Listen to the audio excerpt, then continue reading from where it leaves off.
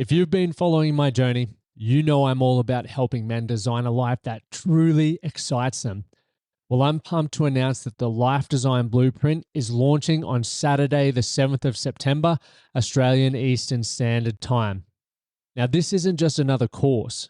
It's a 4-week transformational program designed to help you gain clarity on what it is that you really want in life, setting actionable goals, and developing the systems and mindsets that you need to achieve them.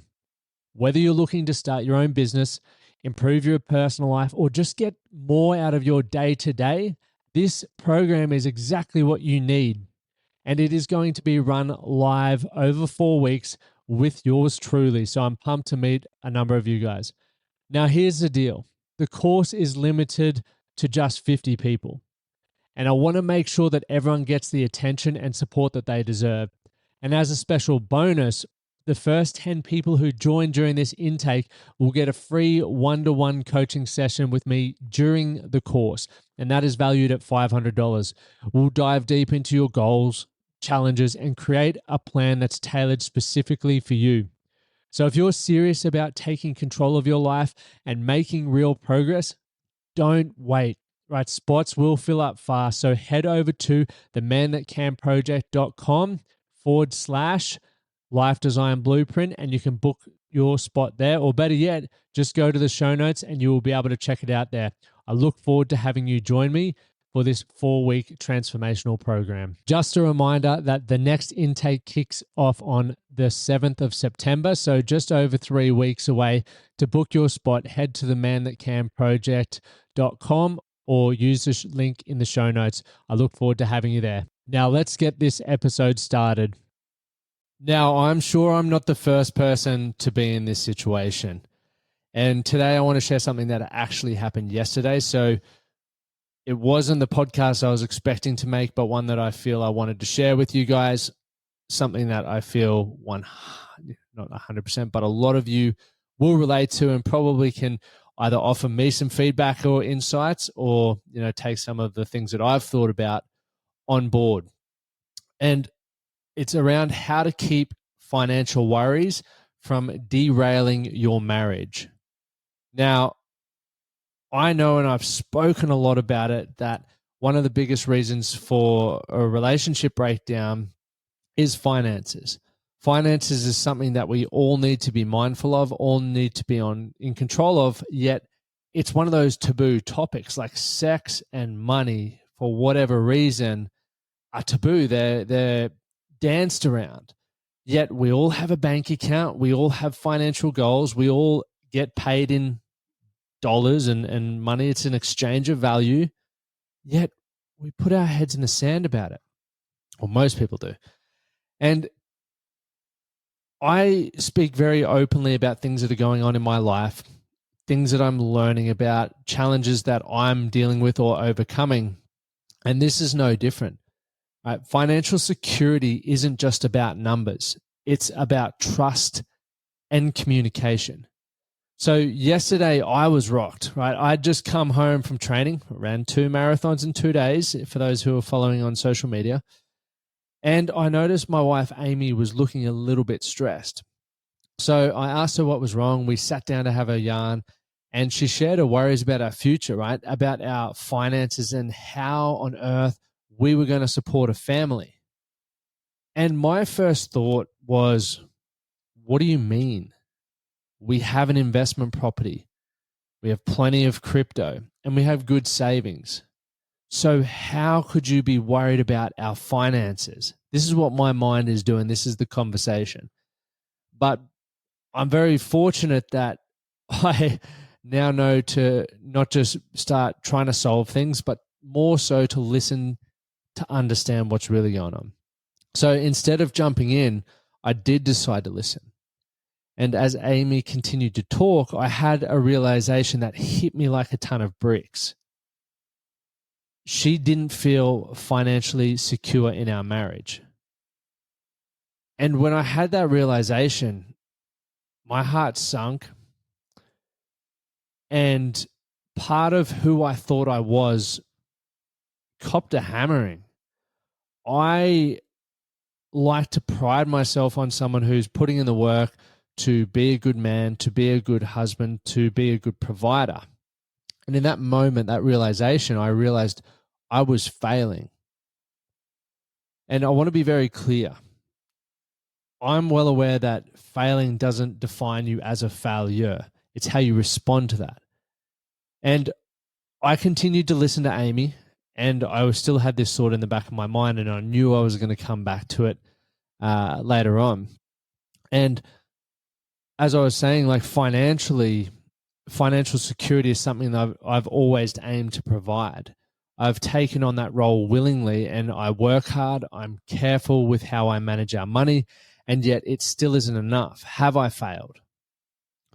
And the conversation, took its course, and we felt good about it when we finished it up. And I promised her, and I even said, hey, let's sit down and have another meeting, and I'll run you through our numbers, because we used to do that, right? We used to talk about where our finances were, what investments we had, whether we were losing or gaining money on certain things, and we were just across the across the board. And I think it was more so the fact that she knew we had a plan for the future, and we were staying on top of it, which I still personally think I am. I'm maybe just not communicating it, which is why the trust and communication part really rose its head when I was thinking about it yesterday afternoon. So I spent some time reflecting on this before even writing this week's newsletter. I literally wrote this morning because I thought about it yesterday afternoon, went for a walk, and then I was like, I'm going to push the newsletter that I already written because I want to write about this one, because I want to make sense of it. And even though I'm not on top of it, I've thought about it, I've processed it, and I thought, hey, I'm not the only one who goes through this for sure. And I want to share my thoughts, and I want to share my perspective with you. And for those of you who are listening along, feel free to reach out to me on Instagram. If you're watching on YouTube, share a comment in the comments below. But every relationship is different. But in ours, I've chosen to take responsibility for ensuring that Amy feels financially secure. I want my family to feel financially secure because I know what it's like to not have that security. So for me, this means making sure she knows that our family will be taken care of, that we have a goal and we have a plan that we're working towards. But the real issue wasn't money. It was communication. Did you know that 46% of people don't talk about money with their partners? And money arguments are the second leading cause of divorce. So within our community, relationship breakdown is one of the big reasons why men often join the Strong Men of Value Academy, because it's very easy for us to be focused on creating wealth and providing financial stability and security, that we forget to continue investing in the relationships and communicating where we're at, what we're working on, what challenges we have, investing in the relationship. And they come to the academy because they go, hey, I want to improve this area because I know other areas of my life are great, but I want to improve this. And I know that I need to be around like-minded, strong men who can hold me accountable, share perspectives and insights that I can learn and grow to become better with. That is one of the most powerful things about the academy, is those perspectives and the implementation that you will be working with.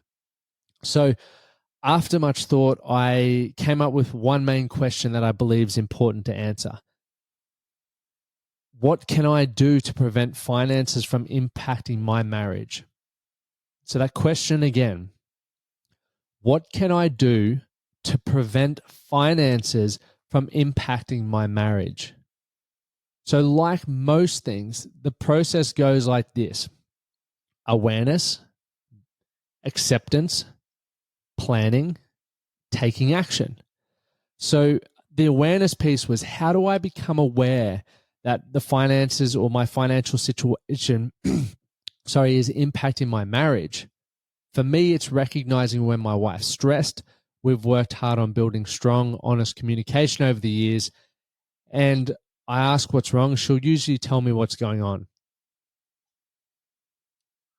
The second piece, the acceptance piece, I need to accept how she feels and seek to understand what needs to happen to change that.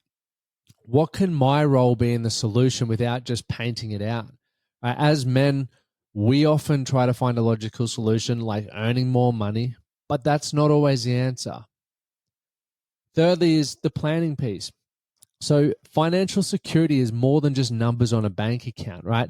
Often it's about having a plan for the future and ensuring that both partners are part of the financial conversation. No one likes being kept in the dark. And after my conversation with Amy, she's like, I don't even know how much money you make. And I was like, because here's how our finances are laid out, and I'll share this with you guys just briefly. We have our own separate bank accounts, but we also have a joint account. And every week we transfer the same amount into the joint account. And that way, it's like I don't have control over what she does with her other money and vice versa. But we have a goal and a mortgage and all of that sort of stuff that gets paid with that joint account. And I was like, that's fair. Well, I'm more than happy to start sharing that with you, and I'll bring you into the conversation. I just didn't think you wanted to be bored. Not even bored. I just didn't think you were interested. But now that you're interested, let's have that conversation. Let's bring you into that that piece there, and let's start talking about money across the park. So a lot of stress comes from the fear of the unknown or uncertainty. If you can manage that, you can minimize stress. Why do both parties need to be in the loop with finances is probably something that you're thinking. Well, I can't give you an exact answer for yourself, but I think there's enough data around divorce rates due to finances that suggests it's pretty important to discuss and build together, right? A marriage is a partnership, meaning you're a team.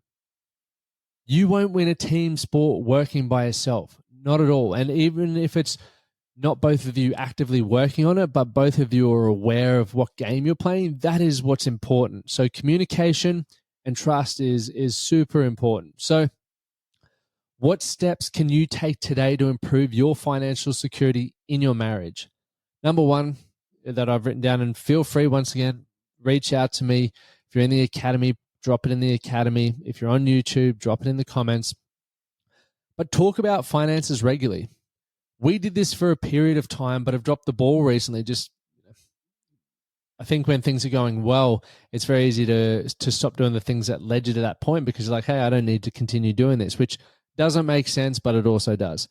So I'll be looking to bring this back at least every second week as a dinner conversation, right? Personally, I'd love to talk about how our investments are going, how our businesses are doing, because we both have our own businesses, and what we have coming up. It doesn't need to be a super long conversation. Just make sure we both are on the same page, right? It could take 5 minutes. It doesn't need to be pull out the spreadsheets and whiteboards. Let's go to town. It's just, hey, this is what's happening. Do you have any questions? Or is there anything that I could ask you? The second point is share financial priorities. Money is different for everyone. How we use it, what's important to us, safety, security, having money to spend. So I used to think the more money we earned, the better. But financial security, as I said earlier, isn't just about wealth. It's about sharing financial priorities. So rather than just earning money to be wealthy, maybe you need to communicate, or maybe I needed to communicate it in a way that I'm earning money to support our family because that's a priority that Amy has. So it's interesting when you can start thinking about and sharing the priorities because you can say, hey, we actually do want the same thing. We've just been saying it in the wrong way. Our language isn't matching up. Our communication isn't matching up, but I'm 100% on board with what your goal is, right? That really throws your support behind each other. So the emotional link is very important or even crucial. The third point I've put here is create a financial plan together. So discuss what needs to happen for both of you to feel financially secure. It could be planning for the future, aiming for a specific income or savings amount, limiting debt, or just knowing that someone is managing the finances. I choose to take responsibility because I care about my financial future. I care about more importantly, I care about my wife and our family and our marriage. So one thing I would love you to think about today is, What will you do to start improving the financial security of your family? Schedule your first money meeting and take that first crucial step. I guess if you're thinking about what do I talk about in a money meeting, Dave Ramsey is someone who I love who talks about money. The Barefoot Investor is a great book to talk about, but if you don't have time to read or listen yet, I would suggest making time for those things that are important, but just start with, hey, what's important to you with money? Like, how much money would you like us to earn? Is there a certain savings number? Do you feel financially secure in our relationship? And that's probably a good starting point, because you can start asking why, or how would you need to feel? How can we make you feel that way?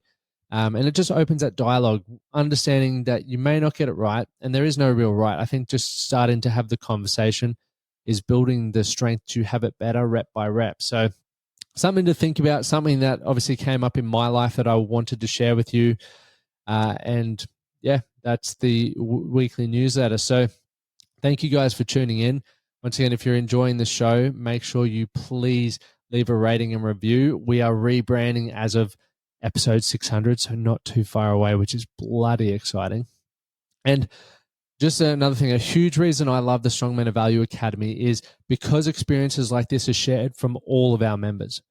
Being able to learn from men from all walks of life puts you in a powerful position to build a great life. So if you want to join the waitlist, head over to the Man That Can Project website and just go to Strong Men of Value and join the waitlist. The new intake opens up soon. I just want to share as well a quick recap, some personal progress over the last 7 days. I landed back in the USA and we're ready to launch the Life Design Blueprint, which is coming soon. You probably heard the ad at the start. I ran 2 marathons in 2 days and have totaled over 112 kilometers in 4 days, which is my personal best, the first time I've done that, and I'll talk more about that later. New intake opens soon. What we've got coming up. So a lot of the podcast episodes after the next couple are going to be me interviewing people who can help me best prepare for the 58 to 58. So I'm excited to bring those expert guests in there. And as of Sunday, we're kicking off on our East Coast tour around Denver, Colorado, Salt Lake City, Seattle, San Fran, Sacramento, LA, Phoenix, and then back to Nashville. So it's going to be a busy few days, but I'm very, very excited for it. As always, do something today to be better for tomorrow. My name is Lachlan Stuart. Thank you guys for listening in. Thank you for listening to the Man That Can Project podcast. My name is Lachie Stuart, and I hope you enjoyed this episode and found it helpful. If you did, please take a moment to rate and review the Man That Can Project on your favorite podcast platform. And don't forget to subscribe to stay up to date with our newest episodes. We'll see you again next time.